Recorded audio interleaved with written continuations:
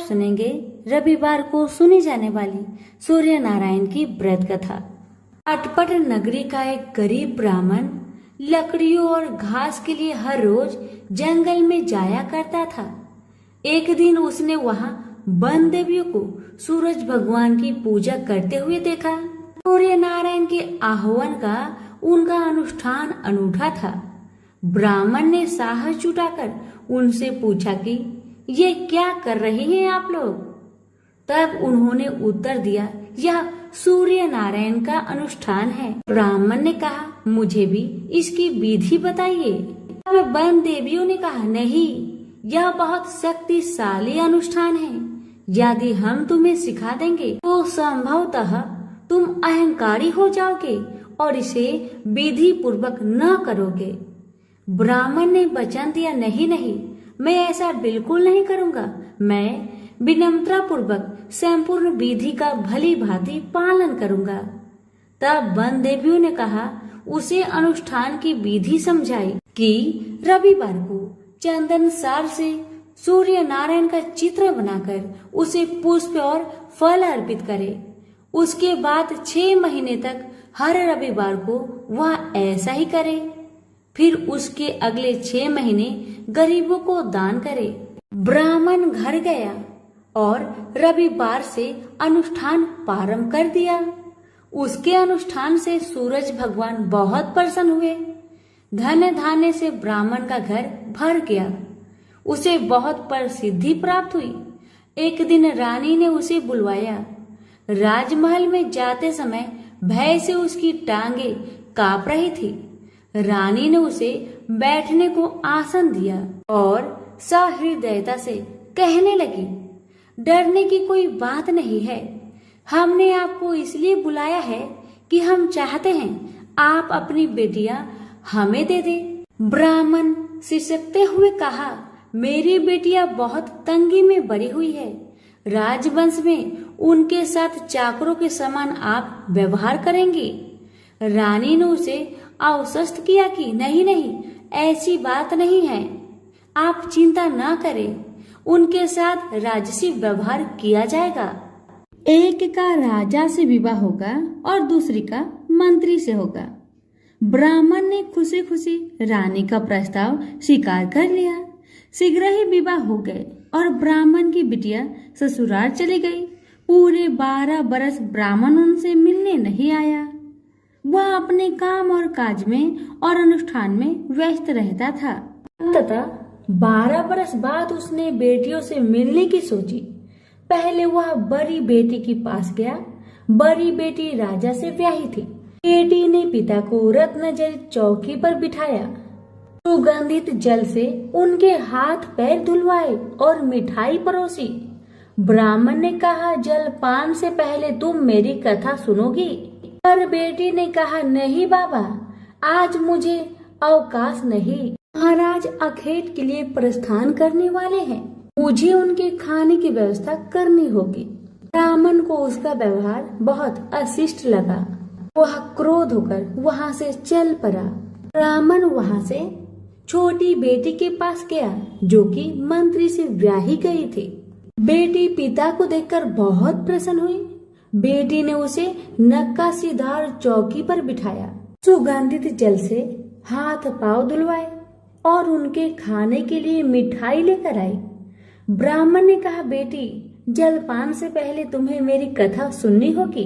बेटी ने कहा, हाँ अवश्य बाबा, कथा सुनकर मुझे प्रसन्नता होगी। यह कहकर वह घर के भीतर जाकर 6 मोती लेकर आई। 3 मोती पिता के हाथ पर रखे और 3 अपने हाथ में रखे। यह कथा ब्राह्मण ने आज से पहले किसी को नहीं सुनाई थी।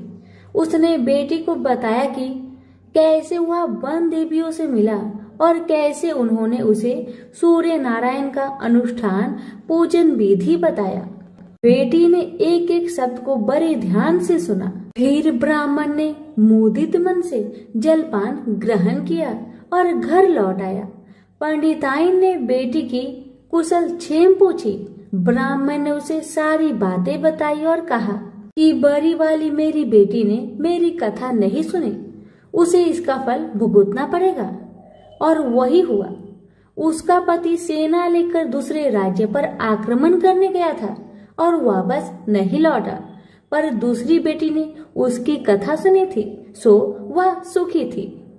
उसकी समृद्धि दिनों दिन बढ़ती गई। दुर्भाग्य से बड़ी बेटी का पिंड नहीं छोड़ा। उसके लिए एक एक दिन काटना दूभर हो गया था। एक दिन उसने अपने बड़े बेटे से कहा, घर में कुछ नहीं है, अपनी मौसी के पास जाओ और कोई उपहार लेकर आओ। वह जो दे घर ले आना। अगले रविवार को राजकुमार मौसी के घर गया। वहां वह तालाब पर गया और स्नान करने आई औरतों से पूछा, तुम किसके यहाँ काम करती हो? उन्होंने उत्तर दिया, हम मंत्री की पत्नी की दासियां हैं। राजकुमार ने कहा, अपनी मालकिन से जाकर कहो कि उनकी बहन का बेटा आया है। ये भी कह देना कि उसके कपड़े फटे हुए हैं, इसलिए वो उसे पिछले दरवाजे से महल के भीतर आने दे। दासियां उसे पिछले दरवाजे से भीतर ले गई। मौसी ने उसके नहाने के लिए सुवासित जल रखवाया, पहनने को नए कपड़े दिए और राजसी भोज करवाया। फिर उसने बेटे को मोहरों से भरा हुआ कद्दू दिया। वह चलने लगा तो मौसी ने कहा, इसे संभाल कर ले जाना, कहीं खोना मत। पर रास्ते में सूर्य भगवान ने माली के भेष धारण करके मोहर से भरा हुआ कद्दू चुरा लिया। वह घर पहुंचा तो माँ ने उससे पूछा कि मौसी ने तुम्हें क्या दिया? राजकुमार ने खाली हाथ दिखाते हुए कहा, जो भाग्य ने दिया वह कर्म ने छीन लिया। मौसी ने जो दिया वह रास्ते में खो गया। अगले रविवार को रानी ने दूसरे बेटे को भेजा। वह भी शहर के तालाब पर गया और नहाने धोने आई औरतों से पूछा, तुम कहाँ काम करती हो? औरतों ने कहा, हम मंत्री की पत्नी की दासियां हैं। अपनी मालकिन से कहो कि उसकी बहन का बेटा आया है। और उसे भी पिछले दरवाजे से भीतर ले जाया गया। नहाने और नए कपड़े पहनने के बाद राजकुमार ने भोजन किया। वह चलने लगा तो मौसी ने उसे मोहर से भरी हुई खोखली छड़ी दी और बोली, इसे संभाल कर ले जाना, कहीं खोना मत। रास्ते में सूरज भगवान ग्वाले का रूप धरकर आए और उसकी छड़ी चुरा लिए। वह घर पहुंचा तो रानी ने उससे पूछा कि मौसी ने तुम्हें क्या दिया?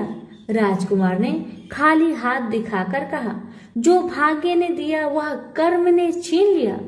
तीसरे रविवार को रानी ने तीसरे बेटे को भेजा। वह भी सीधे तालाब पर गया। मौसी ने उसकी भी वैसे ही खातिरदारी की। उसे नहलवाया, कपड़े दिए और खाना खिलाया।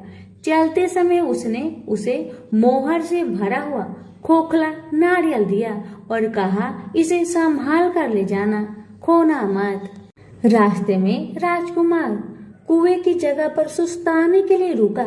जैसे ही उसने नारियल जगत पर रखा, वह लुढ़क कर कुएं में गिर गया। छपाक। वह घर पहुंचा तो रानी माँ ने पूछा कि वह क्या लाया है? राजकुमार ने जवाब दिया, जो भाग्य ने दिया वह कर्म ने छीन लिया। चौथा राजकुमार गया, तभी वही हुआ।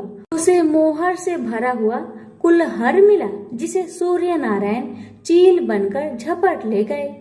पांचवें रविवार को रानी खुद गई और जाकर तालाब पर खड़ी हो गई। छोटी बहन उसे खुद लेने के लिए आई और पिछले दरवाजे से घर में ले गई। नहलाने के बाद बताया कि उसकी विपत्ति का कारण यह है कि उसने बाबा की कथा सुनने से मना कर दिया था। फिर उसने दीदी को पूरी कथा सुनाई। रानी ने बहुत ध्यान से कथा सुनी और रविवार व्रत करने तक बहन के पास ही रही। और दोनों बहनें बहुत ही श्रद्धा भक्ति के साथ सूरज भगवान की आराधना करती। रानी का अनुष्ठान पूरा भी नहीं हुआ था कि उसके दिन फिर गए। से समाचार मिला कि बरसों की युद्ध के बाद उसके पति विजयी होकर अकूट धन लेकर साथ लौट रहे हैं। राजधानी लौटते हुए राजा अपनी साली और बहू से मिलने के लिए वहां रुका। जब उसने सुना कि उसकी रानी भी यही है, तो उसे लेने के लिए उसने पालकी और कुछ दासियां भेजी। नन्हे भांजे चिल्लाते हुए रानी के पास आए और कहने लगे, मौसी मौसी, तुम्हें लेने के लिए छत्र वाली पालकी आई है, साथ में हाथी, घोड़े और सैनिक भी है। सब देखने के लिए बाहर भागे। बरसों की विरह और व्यथा के उपरांत राजा और रानी ने एक दूसरे का हालचाल पूछा। बहनों ने एक दूसरे को मूल्यवान उपहार और रेशमी वस्त्र दिए। अगले दिन राजा और रानी ने अपने राजधानी के लिए प्रस्थान किया। पहले पड़ाव पर जब खाना बन गया तो रानी ने राजा के लिए और अपने लिए थाल परोसे। तभी उसे बहन से सुनी हुई कथा याद आई। उसने नौकरों को आदेश दिया कि वे पास के गांव में जाए और किसी निर्धन को लाए जो भूखा हो। गांव में उन्हें ऐसा कोई नहीं मिला, पर वापस आते समय उन्हें एक भूखा लकड़हारा मिल गया। वे उन्हीं को रानी के पास ले आए। रानी ने 6 मोती निकाले, 3 लकड़हारे को दिए और 3 अपने हाथ में रखे। फिर रानी ने उसे अपने पिता और वन देवियों की कथा सुनाई। लकड़हारे का रोम रोम कान बन गया। कथा सुनते ही उसके गड्ढर की सारी लकड़ियां सोने की हो गई। उसने शपथ ली कि वह पूर्ण विधि विधान से सूर्य नारायण का अनुष्ठान करेगा, बिल्कुल वैसे ही जैसे वन देवियों ने ब्राह्मण को सिखाया था। अगले दिन राजा रानी ने दल बल के साथ फिर पड़ाव डाला। खाना बन गया तो रानी ने राजा के लिए और अपने लिए खाना परोसकर सेवकों को किसी निर्धन और भूखे को लाने का आदेश दिया। आज वे एक किसान को लाए जिसकी फसल मुरझा गई थी और कुआं सूख गया था। रानी ने 6 मोती निकाले, 3 किसान को दिए और 3 अपने हाथ में रखे। फिर उसने उसे अपने पिता और वन देवियों की कथा सुनाई। कथा संपूर्ण होने से पहले ही उसकी फसल फिर से हरी भरी हो गई और सूखे कुएं में पानी भर आया। वापस जाते समय उल्सित किसान ने शपथ ली कि वह संपूर्ण विधि विधान के साथ सूर्य नारायण का अनुष्ठान करेगा, जैसा कि वन देवियों ने ब्राह्मण को सिखाया था। तीसरे पड़ाव पर रानी ने एक बुढ़िया को सूरज भगवान की कथा सुनाई। बुढ़िया का बेटा जंगल में खो गया था, दूसरा तालाब में डूब गया था और तीसरा सांप काटने पर मर गया था। रानी की कथा सुनते ही बुढ़िया के तीनों बेटे एक एक करके पड़ाव पर आ गए। बुढ़िया खुशी के आंसू बहाते हुए वहां से गई। उसने प्रण किया कि वह सूरज भगवान की उसी विधि से आराधना करेगी जो वन देवियों ने ब्राह्मण को सिखाया था। चौथे पड़ाव पर रानी के चाकर एक हाथ पांव विहीन आदमी को लाए। उसकी आंखें इतनी कमजोर थी कि उसे मुश्किल से ही कुछ दिखता था। यहाँ तक कि उसका कोई नाम भी नहीं था। लोग उसे लोथ कहते थे। चाकरों ने उसे जब देखा तब वह मुंह के बल पड़ा था। वे उसे उठाकर पड़ाव पर ले आए। रानी ने उसे नहलवाया और नए कपड़े पहनने को दिए। फिर उसने 6 मोती निकाले, 3 लोथ के पेट पर रखे और 3 अपने हाथ में रखे। फिर उसने उसे अपने पिता और वन देवियों की कथा सुनाई। अपाहिज आदमी ने पूरा श्रद्धा से कथा को सुना। कथा सुनते ही उसके हाथ पैर निकल आए और इसके आंखों की ज्योत भी लौट आई। वो भी जाते समय अति प्रसन्न होकर गया। उसने शपथ लिया कि वह सूर्य नारायण की विधि पूर्वक आराधना करेगा, जैसे कि वन देवियों ने ब्राह्मण को बताया था। अगले दिन राजा और रानी अपनी राजधानी पहुंच गए। वे महल में भोजन करने के लिए बैठे तो सूरज भगवान स्वयं प्रकट हुए और उनके साथ भोजन करने की मनसा दर्शाई। राजन ने महल के सारे दरवाजे खुलवा दिए और अनेकानेक उत्कृष्ट व्यंजन बनाने का आदेश दिया। प्रत्येक पकवान को 6 अलग अलग खुशबुओं के साथ परोसा गया। सूर्य नारायण और राजा खाने के लिए बैठे। सूर्य नारायण को पहले कौर में ही एक लंबा वाल दिखा। वह क्रोधित होकर चिल्लाए, यह किस अधम स्त्री का वाल है। रानी भय से पीली पड़ गई। उसे याद आया कि अपनी विपत्ति के 12 वर्षों में वह उल्टे के नीचे बैठकर कंघी किया करती थी। संभवतः वह उसी का वाल है। वह सूरज भगवान के पैरों में गिर पड़ी, पर सूरज भगवान ने उसे माफ नहीं किया। अंततः रानी ने मोटी मोटी कंबल ओढ़ी, उल्टी में से एक एक लकड़ी निकाली और उस लकड़ी और बाल को शहर के बाहर ले जाकर अपने बाएं कंधे के ऊपर से फेंका। तब कहीं सूर्य नारायण का क्रोध शांत हुआ और उन्होंने भोजन ग्रहण किया। ब्राह्मण, राजा, रानी, उनके बच्चे, मंत्री की पत्नी, लकड़हारा, किसान, बुढ़िया और वह आदमी जिसे लोथ कहा जाता था, सभी को सूर्य नारायण की अनुकंपा से लंबी आयु मिली। जब तक वो जिए सुख से जिए। तो सभी प्रेम से बोलिए सूर्य नारायण की जय। सूरज भगवान रोज उठते और जग में प्रकाश देने चले जाते। एक दिन भगवान को लगा कि राणा दे सुखती चली जा रही है, तो राणा दे से पूछा कि तुम्हारे मन में क्या है। राणा दे बोली, मेरे मन में खीर खांड के भोजन की इच्छा है। भगवान बोले, मांगा भी तो क्या मांगा, ये तो हम रोज ही खाते हैं। राणा दे बोली, भगवान आप खीर खांड के भोजन जिमते हो, मैं तो खट्टी रब जिमती हूँ। भगवान बोले, राणा दे तुम झूठ बोलती हो, एक जैसा भोजन मेरी माँ हमको देती है। राणा दे बोली, सुबह आप मेरी थाली ले लेना, मुझे अपनी थाली दे देना, फिर आपको सब पता लग जाएगा। दूसरे दिन जिमते समय भगवान ने पानी के गिलास को टक्कर देकर गिरा दिया। माताजी बोली, तुम मत उठो, मैं दूसरा गिलास भर देती हूँ। माताजी गई, इतने में भगवान ने थालियां बदल दी। राणा दे ने तो जल्दी ही खीर खांड के भोजन कर लिए, पर सूरज भगवान को खट्टी राब भाई नहीं और थाली पर बैठे रहे। माताजी बोली, आज इतनी देर क्यों लगा दी। भगवान बोले, आज तो खीर खांड खट्टी लग रही है।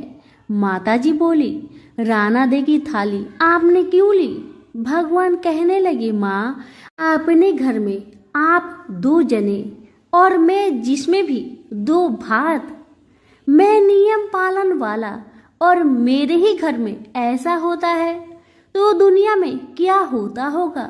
घर में सबका खाना एक जैसा बनाओ। वहां से वो कुम्हार के यहाँ गए और बोले, 2 पेट की हांडी किस कुम्हार ने बनाई। रतन कुम्हार को लगा आज तो भगवान आए हैं, माँ जी तो 1 टका देती है, ये 2 टका देंगे। और कुम्हार बोला, मैंने बनाई। भगवान बोले, आज के बाद 2 पेट की हांडी बनाए तो तेरे सहस्त्र पेट कर दूंगा। कुम्हार बोला, मेरा तो 1 पेट भरना मुश्किल है, सहस्त्र हो गए तो मैं क्या करूंगा। मैं अब 2 पेट की हांडी नहीं बनाऊंगा। इस तरह सूरज भगवान ने दुभांड मिटाई। तो सभी मिलकर बोलिए सूरज भगवान की जय हो। एक गांव में एक बूढ़ी माई रहती थी। वह रविवार के दिन अपने घर को गोबर से लिपा करती थी। उसका यह अटल नियम था। बुढ़िया माई रविवार के दिन भर निराहार व्रत रहकर शाम को अन्न निर्मित खाद्य तथा फल भगवान सूर्य देव को अर्पित करती तथा उस प्रसाद को सूर्य अस्त होने से पहले ही ग्रहण कर लेती।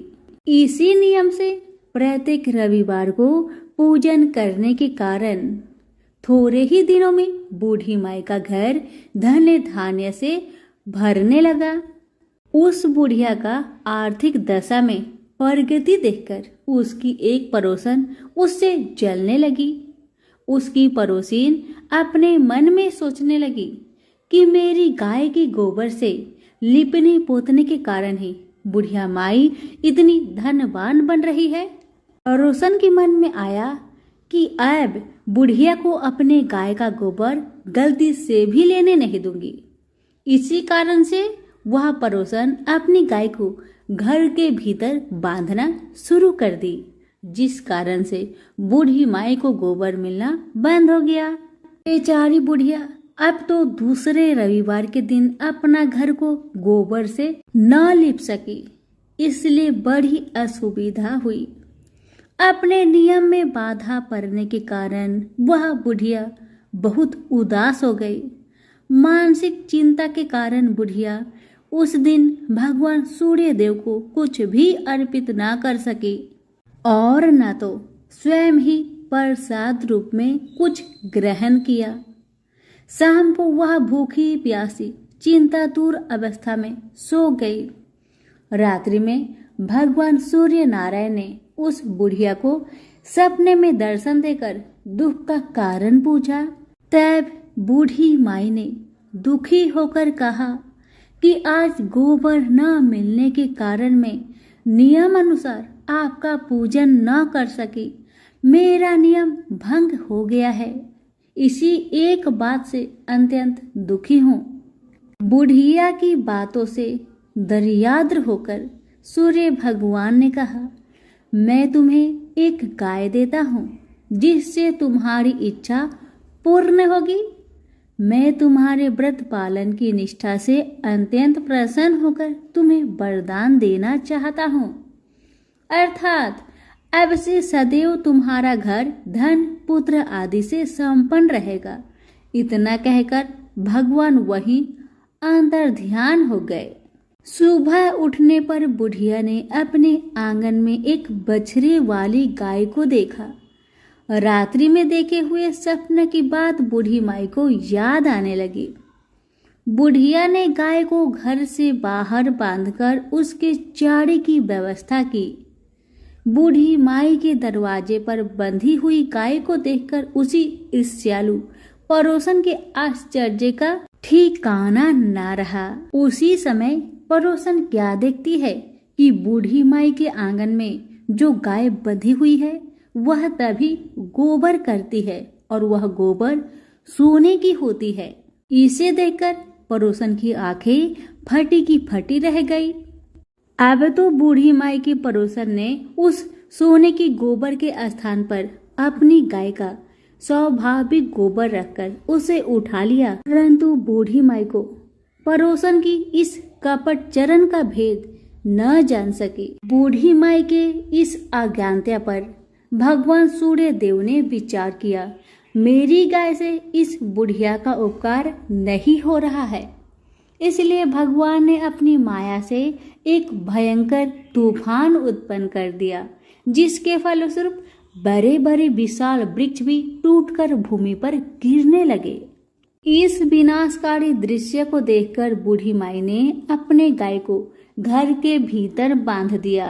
प्रातःकाल उस गाय से बूढ़ी माई को सोने की गोबर प्राप्त हुई। इसे देखकर बूढ़ी माई बहुत प्रसन्न हुई और वह उसकी सुरक्षा के लिए नित्य ही गाय को भीतर बांधती।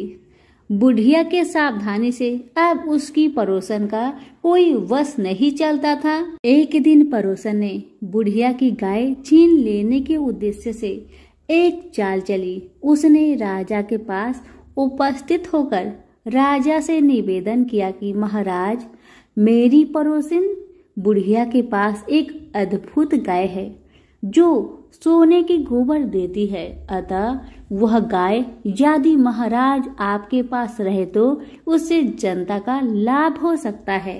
राजा ने उसकी प्रलोभन में आकर अपने सिपाहियों को आदेश दिया कि तुम लोग जाकर उस गाय को यहाँ ले आओ। सिपाहियों ने तुरंत आज्ञा का पालन किया। अब वह गाय का गोबर उठाकर न ले जाने पावे। आदेश देकर राजा महल में चले गए। उस दिन की रात में राजा को प्रसन्नता के कारण नींद न आई। राजा सवेरे होने की प्रतीक्षा उत्सुकता पूर्वक करने लगे। सुबह गाय के पास जाकर देखा, वहां स्वाभाविक गोबर के अतिरिक्त कुछ न था। राजा की क्रोध अग्नि भड़क उठी। उन्होंने बूढ़ी माई को बुलवाया और राजा ने उस बुढ़िया से पूछा, क्या तुम्हारी गाय सोने का गोबर देती है? इस बात की सूचना पर मैंने तुम्हारी गाय मंगवाई थी, फिर क्या कारण है कि गाय वैसा गोबर न दे सकी? बूढ़ी माई ने उत्तर दिया, महाराज, गाय के गोबर से घर लिपना मेरा नित्य नियम का काम है। मैं दिन भर व्रत रहकर सायंकाल भगवान सूर्य को नैवेद्य अर्पित कर उस प्रसाद को ग्रहण करती हूँ। मेरे पास जब अपनी गाय न थी तो मैं पड़ोसन के गोबर से घर लिपती थी। देवयोग से गोबर के अभाव में एक दिन में अपने नियम का पालन न कर सकी। उसी दिन में रात्रि में भूखी ही सो गई। रात्रि में भगवान ने स्वप्न देकर मुझे यह गाय प्रदान की है। मेरी इस सियालू पड़ोसन ने आपको सूचना देकर मेरी गाय मुझसे छिनवा ली है। गाय के संबंध में बस मैं इतना ही जानती हूँ। बुढ़िया की बातों से संतुष्ट होकर राजा ने कहा, बूढ़ी माँ मुझे क्षमा करो, मैं अज्ञानता बस तुम्हारी गाय मंगवा ली है। अब मैं तुम्हारी गाय तुम्हारे घर भेज देता हूँ। इस कार्य के निमित्त तुम्हारी पड़ोसन अपराधनी है और उसे इसका दंड मिलना चाहिए। अपनी गाय वापस पाकर बुढ़िया प्रसन्न होकर अपने घर को चली गई। इसके बाद राजा ने उसकी अपराधीन पड़ोसन को बुलाकर उसे उचित दंड दिया। उस दिन राजा ने अपने नगर में घोषणा करवा दी कि रविवार के दिन सभी नगरवासी दिन भर व्रत रहकर सूर्य देव का पूजन करें। राजा स्वयं भी रविवार व्रत के नियम का पालन करने लगा। व्रत के प्रभाव से राजा दिग्विजय करता हुआ अपने राज्य का विस्तार करने लगा। व्रत करने पर सूर्य भगवान प्रसन्न होकर उसे धन धान्य से समृद्धि और संपूर्ण रोगों से मुक्त कर देते हैं। इस व्रत के प्रभाव से अंधे और कुष्ठी मनुष्य को विशेष लाभ होता है। हे सूर्य भगवान, जैसे आपने उस बूढ़ी माई पर अपनी कृपा बरसाई, वैसे ही आपकी कथा कहने वाले, हुक्कारे भरने वाले सभी पर अपनी कृपा बनाए रखे। तो प्रेम से बोलिए सूर्य नारायण की जय हो। एक ब्राह्मण था। वह सूरज भगवान का बहुत बड़ा भक्त था। नहाता धोआता कहानी कहता था पर कुछ कमाता नहीं था। ब्राह्मण घर में रहता तो ब्राह्मण की पत्नी हमेशा ब्राह्मण को एक ही बात कहती कि कहीं बाहर जाओ, कुछ कमा कर लाओ। ब्राह्मण की बातें सुन ब्राह्मण बहुत परेशान हो जाता था और घर से बाहर कहीं ब्राह्मण जाता तो आस पड़ोस के लोग उसे निकम्मा कहकर अपमानित किया करते थे।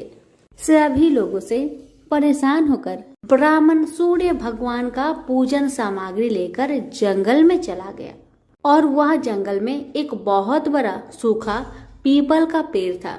उसी पेड़ के नीचे बैठकर सूरज भगवान का पूजन किया करता था और कथा कहता था। उसी पीपल के पेड़ के आसपास एक सूखा सा तालाब था। उसमें थोड़ा सा ही पानी था। उसी पानी से लोटा भरकर वह ब्राह्मण सूर्य नारायण को जल चढ़ाया करता था। पूजा का जल बहकर सूखे पीपल के वृक्ष से होकर सूखे तालाब में जाया करता था। जल के जाते ही सूखे पीपल हरा भरा हो गया और सूखी तालाब साफ पानी से भर गया। तालाब का पानी इतना साफ हो गया कि उसी जल में सूर्य नारायण दिखाई देने लगे और कहने लगे, ब्राह्मण वर मांग, तू क्या मांगना चाहता है?